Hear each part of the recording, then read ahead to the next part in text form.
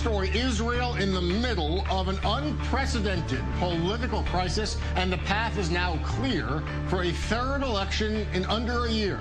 There is a glimmer of hope to avoid a national vote, just a glimmer.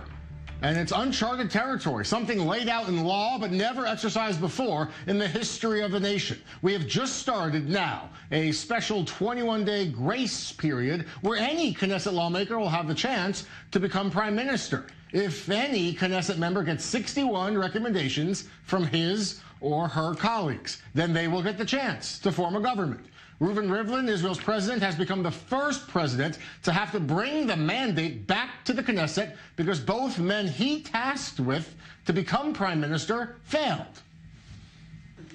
This is a difficult time in Israeli history. With the inauguration of the 21st Knesset came the 22nd Knesset. I called on you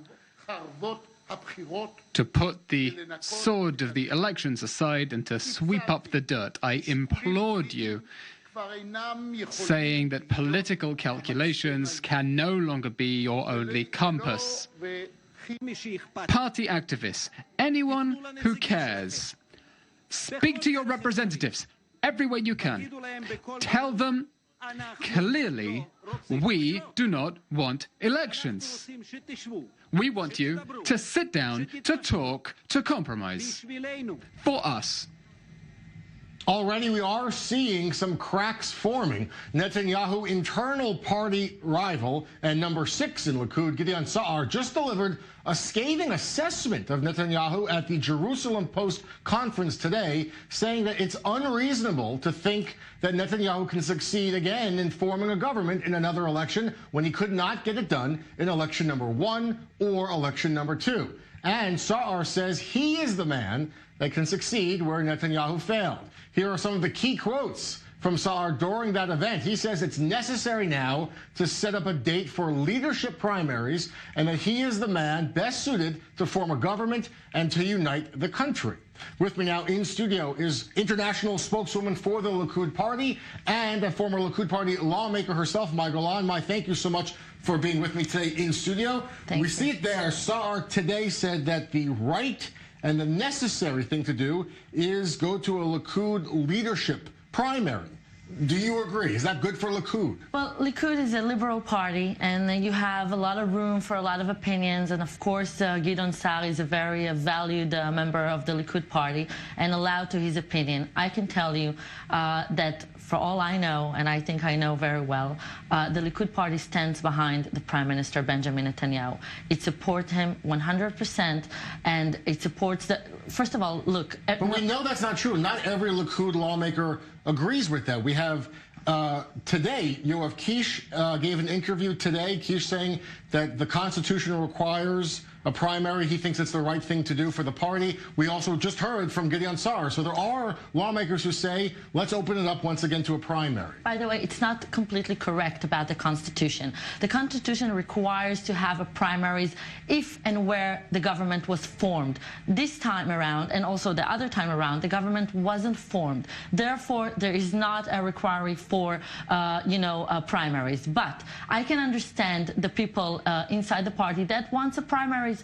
Maybe they fear that we will hit another, a problem next time around. I don't think so.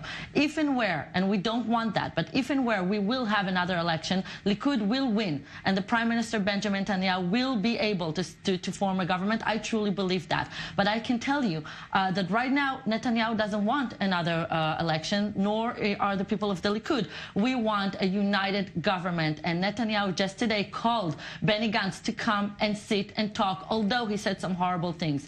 The matter of the fact is that we were fooled by Lieberman, and we were fooled by the party that everyone thought is right-wing, and therefore we're revealing that it's not. So therefore, but now it's out of Netanyahu's hands. It's out of Gantz's hands, too. Each individual Knesset member, this is uncharted territory. No one knows what's going to happen the next 3 weeks, but everyone can write down some names. Are you worried, is the Likud party worried, perhaps, that there could be some surprises in the next 3 weeks? Not at all. Listen, this is the first time that it happened ever in the history of Israel.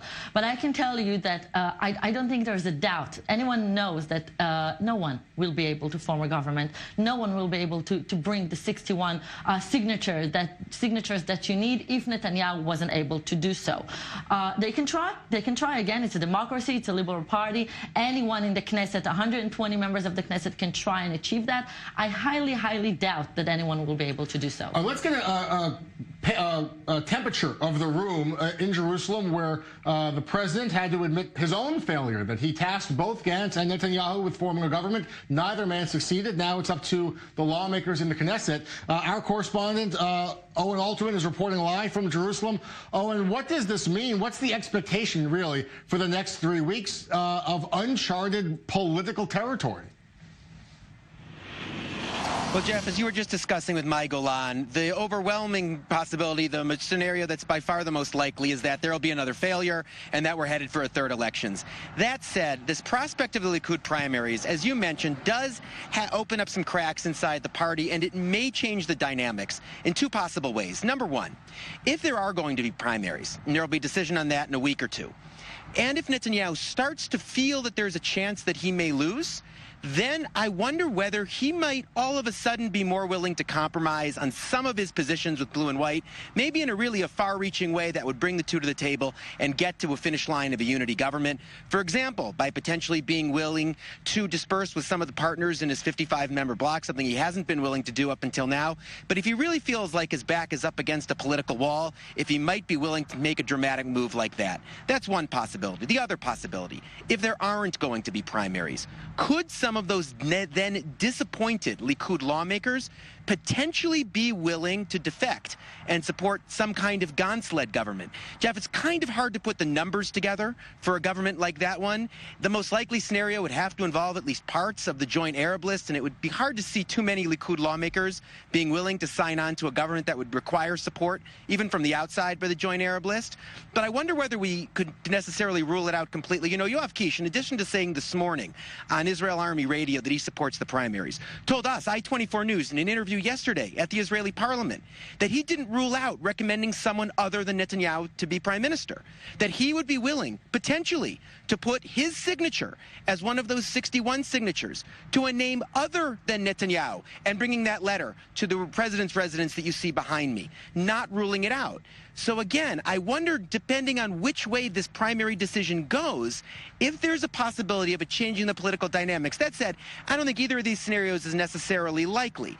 But I don't think we can rule either one of them out, and that could make it at least a bit more interesting over the next few days. All right, Owen, live for us in Jerusalem, back here in studio with my Golan. My one issue still to be resolved is the Attorney General's decision on whether to indict and what charge he will come forward with. How could that impact what's going to happen the next 3 weeks if Netanyahu's indicted? In the end of the day, we're a country that obeys the law. And there is a law in Israel. And the law strictly says that even if the prime minister is indicted, he can still be the prime minister and get himself evicted while he's the prime minister. Now, the matter of the fact is that the majority of the Likud people support him, and the majority of the people of Israel that went and voted for Likud and for the rest of the right-wing bloc supported him while knowing this so-called indictment that we hear on the news 24/7. Yeah, it's priced in. There's an English expression. Exactly. It's already priced into voters, like the gamblers. They're priced in. You know what? They support Netanyahu. They want his leadership. So in the end of the day, this is what matters, the democratic votes. We're almost out of time. I know you expect to get back if there is a third election. I mean, there was an April vote, a September vote, there may be a March vote. You expect to get back. I know the issue of South Tel Aviv is very important to you. Yes. How confident can you be that you would get back in the third election? Who knows what would happen? I can tell you that I was confident I would be back even if there was a united government now, and even if there will be next elections, because I know that the public will go to vote for the right-wing government, and they know now that it's very important to vote for Likud, and I was next in line, so I would be back in the government. My fight is for the residents of South Tel Aviv. Everyone knows that, and whether I'm in the Knesset or not, I will continue to fight for their rights, for their basic rights. All right, my Golan, current spokeswoman for the Likud Party, thank you so much. More news ahead. We'll be right back.